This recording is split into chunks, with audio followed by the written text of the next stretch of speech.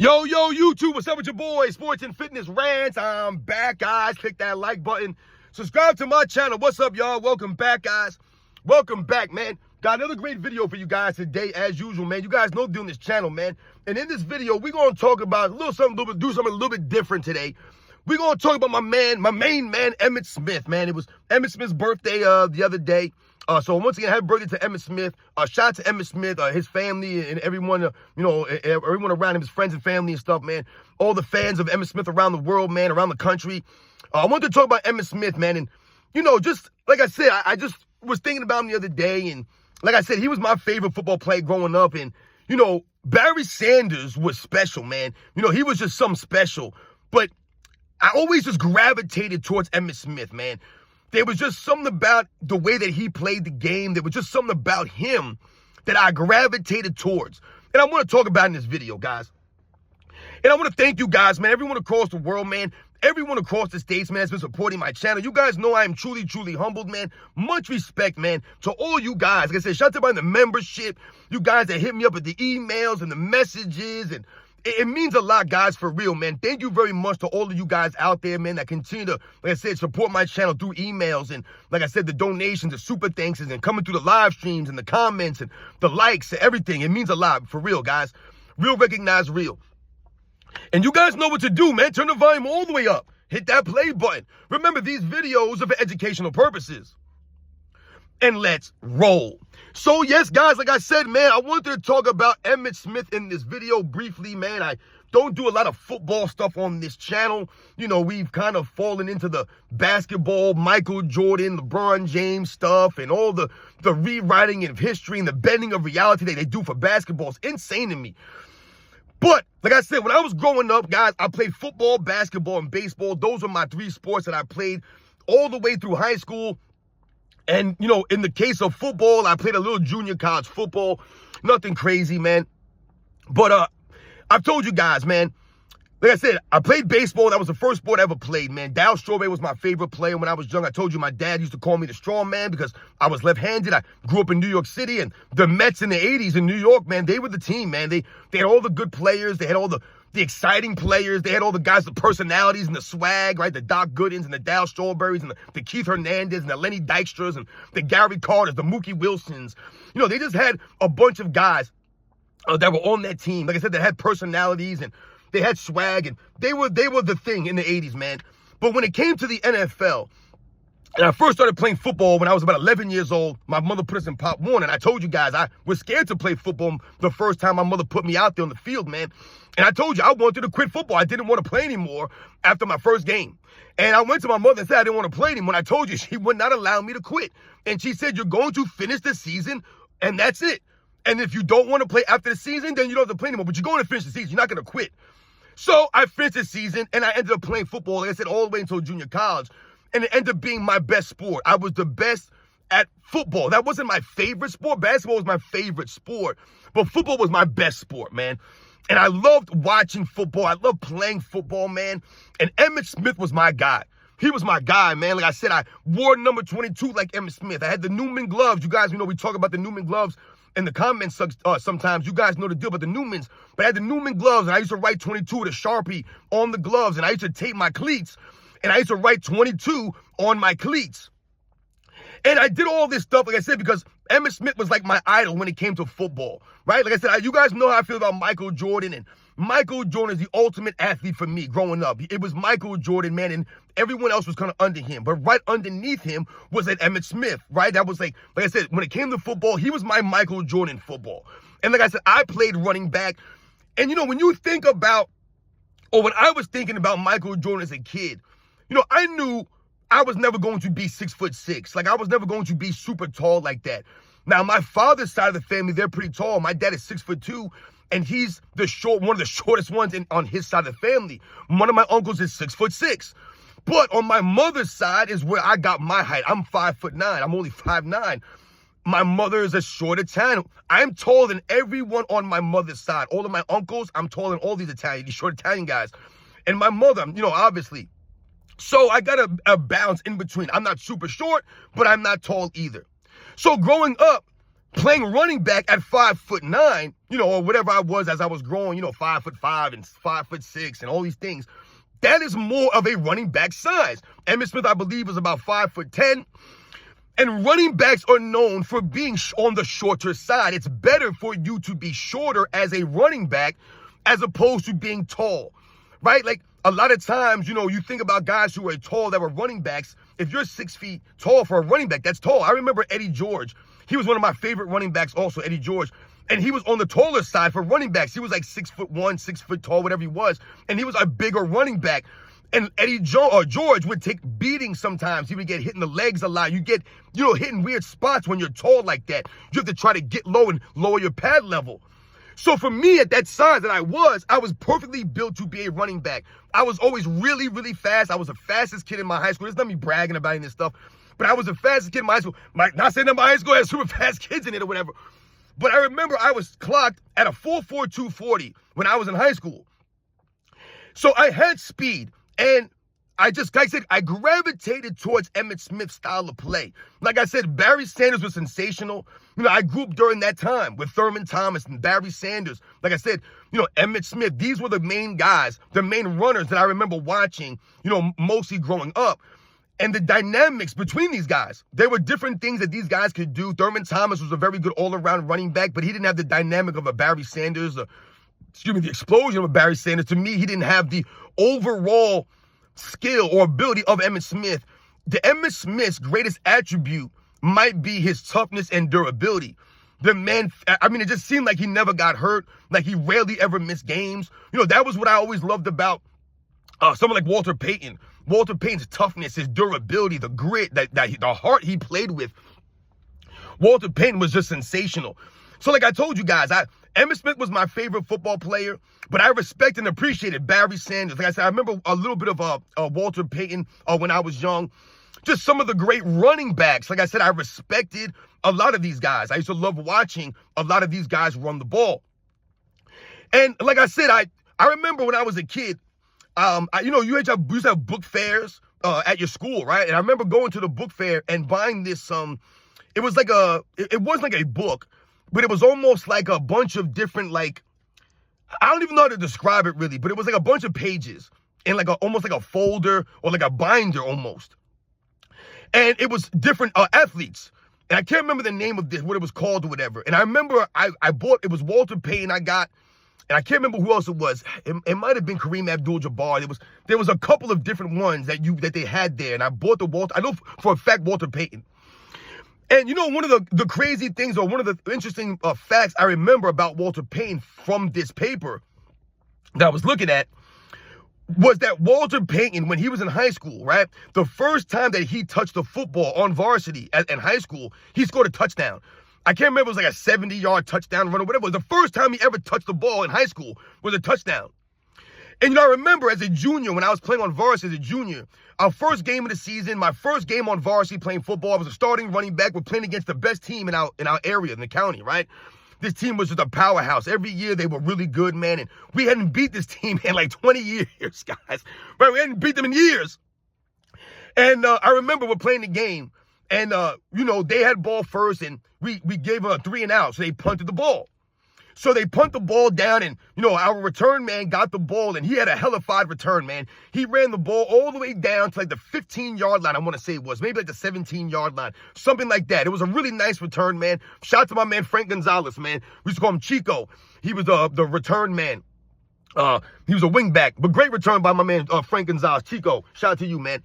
So anyway, now we're on offense, and we get the ball. In the first play of the game, they rip a handoff sweep to me, 21 sweep, right? So, 29 sweep up the left side. So this is my first time touching the ball on varsity, right? Ever in my life. 17-yard touchdown, guys. I got the sweep, made a couple of moves, scored a touchdown. And I immediately thought of Walter Payton. I immediately thought of Walter Payton in that moment, thinking, damn, am I like Walter Payton? The first time I touched the football on varsity, I scored a touchdown, right? Now, obviously, I'm not Walter Payton. I didn't end up becoming Walter Payton. But in my mind, that's what I thought about. So I loved all the great running backs. You know, to this day, I think that Jim Brown's the greatest running back of all time. But if you told me it was Walter Payton, I have no argument with that. If you told me it was Barry Sanders, I have no argument with that. Hell, you know, if you told me it was Emmitt Smith, I don't have no argument with that. I have no problem with those kinds of things. But I respect all the great runners. And Emmitt Smith, his overall game, his all-around ability, to me, was the greatest that I've ever seen. As far as his ability to catch the football out of the backfield, Emmitt Smith had great hands. He could catch the ball and, you know, make moves, you know, out of the backfield catching. He was a great runner. Obviously, Emmitt Smith, one of the great runners of the ball. His elusiveness, his ability to break tackles. Like Barry Sanders' ability to shake guys, right, side to side, stop, go. I mean, Barry Sanders could go forward, stop, go backwards and sideways, almost instantaneously or simultaneously.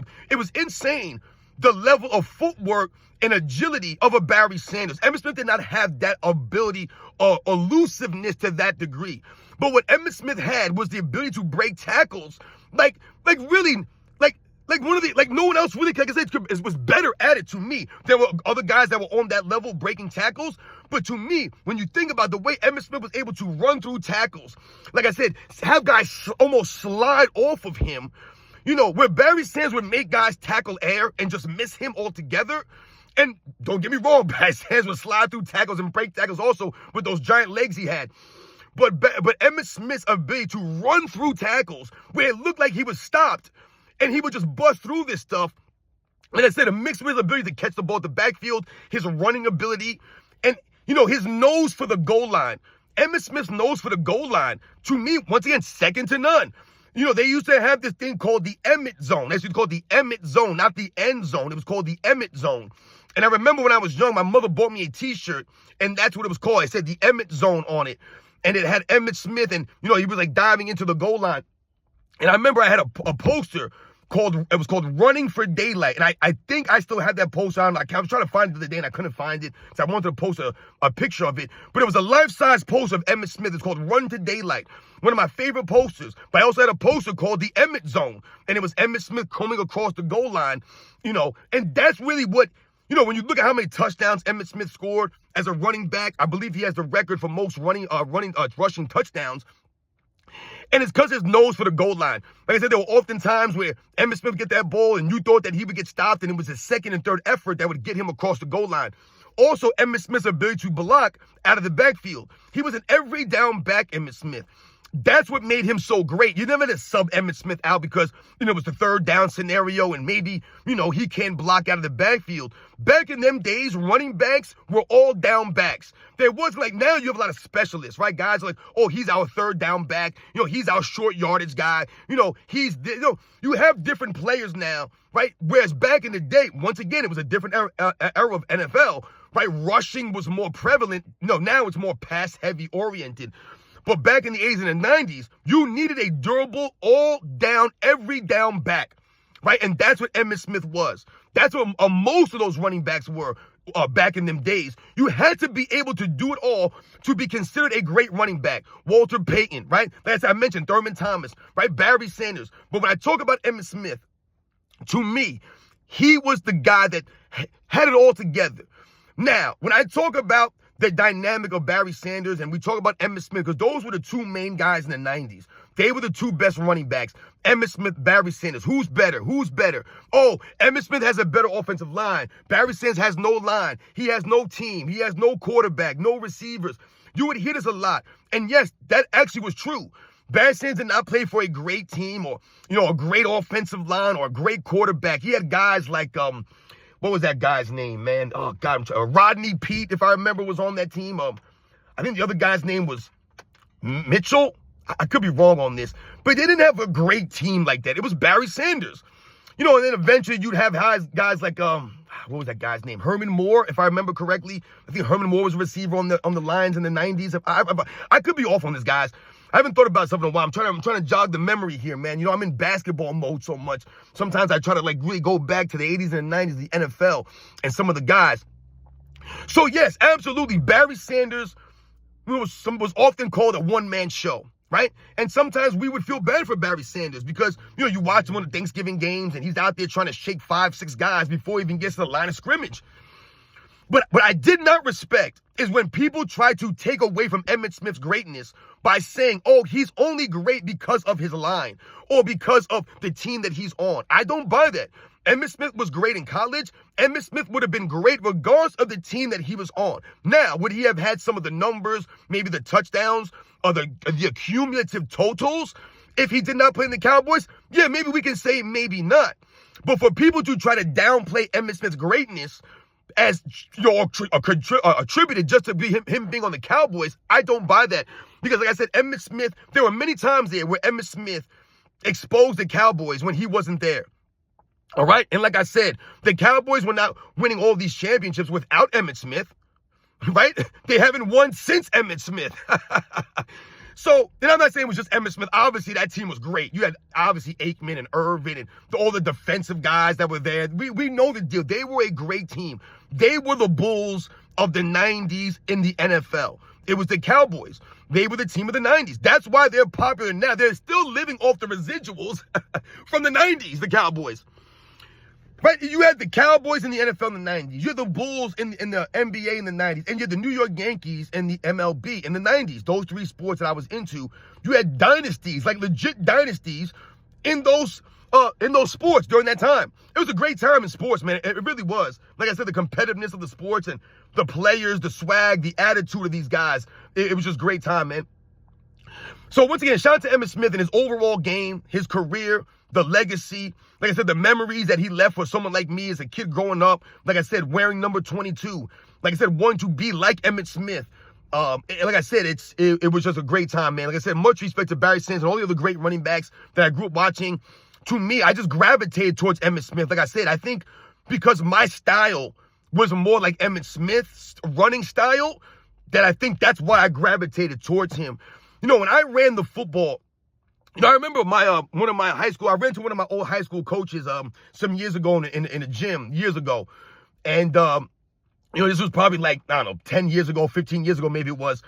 And this was obviously years after high school. I hadn't seen this guy in probably like 10 years. And he had coached me and my younger brothers in high school. He was like an assistant coach, right? Like a running backs coach. And I remember we were BSing in the gym one day. Said it was been years since I had seen him. And he was talking to me and he's like, man, he goes, you know, I remember when you played, man. He goes, you ran with like an attitude. You know, he goes, you ran almost like you were trying to hurt someone out there. Like you were angry. You know, that's what he said. He goes, that was the difference, he said, between you and your brother. And remember, I told you guys, my brother tried out for the NFL. My brother was really, really good, man. Like I said, to me, my brother should have went to the NFL, and he probably would have been in the NFL if he didn't play for a small school. My brother was All-American at Iona College, which is a very small school. And I believe if he would have went to a bigger school, a more known school, my brother definitely would have made it to the NFL. But he tried out for the Buffalo Bills back in 2008, my brother. As a running back, he ended up getting cut on the last day. But he went against Marshawn Lynch and Fred Jackson for a running back spot, man. So much respect to my brother. But anyway, the coach was saying that was the difference between me and my brother. And he thought that I was better than my brother because of the anger and the attitude that I played with, he said. He goes, you were just mean out there on the field, man. He goes, you were out there laying helmets, you know, putting the pads down on people. You know what I'm saying? I wasn't the kind of guy that was going to run out of bounds on the sideline. I was going to put my head down and try to lay some pads on some dudes, man. You know what I'm saying? We weren't worried about concussions back in them days. I'm not saying that's a good thing or not. But we weren't worried about this stuff. Because it was a different time. I grew up in the era of monkey bars, guys, of dodgeball, of football, of you got hit and you were dazed. You get back in there, man. Yo, shake it off, man. With a football coach, you'd have a concussion possibly, and the football coach is slapping you in your head. Yo, good play. Get back in there. That's the time that I grew up in. So I remember a lot of this stuff, man. Like I said, going out there, and that's how I played the game, man. You know what I'm saying? I posted that a screenshot of my book. It was the yearbook for my basketball team, guys, my senior year. And the coach gave a description of every player, right? It was my picture and then the description of how I played the game. And you guys remember what my coach said about me? He plays with a reckless abandon of John Starks. That's what the coach said about me. I play with a reckless abandon of John Starks. I took pride in that stuff. He said, if there's a loose ball, you can best believe that Robin is diving on the floor for it. I told you that story of I was playing a 35 and up league a couple of years back. And I ran into a bunch of chairs on the baseline trying to save a ball in bounds. and there was some, women sitting there and, families and people in the crowd watching us. And the ladies turned to me and she goes, "Is it that serious?" And I said, "You damn right it's that serious. Like, why else am I playing? To lollygag? No, it's that serious. I'm giving effort. That's why I'm out here." And that's how I played football, man. And to me, like I said, the way that I played the game, the way that I like to be, an every down back. I took pride in blocking back there in the backfield, lighting dudes up out of the backfield, running into linebackers' chests. You know what I'm saying? Coming back with crack back blocks. I took pride in this stuff, protecting the quarterback, catching the ball out of the backfield. And that's why I gravitated towards Emmitt Smith, having that nose for the goal line, being tough as nails, being durable, not missing games. I told you I played my entire senior year on a bad ankle. I wore an air cast my entire senior year. I had to damn near tape my ankle to my knees just so I could run. But that's what I did. I wasn't going to miss no games of football, man. None my year, in my high school years. So once again, shout out to Emmitt Smith, man, and all the guys that I grew up watching in the 80s and 90s NFL, man. Like I said, Barry Sanders was special, but there was just something about Emmitt Smith that I gravitated towards, man. His overall play, man. And obviously, these guys are all professional, classy, and have integrity, man. You guys know the deal. I'll catch you guys on the next one.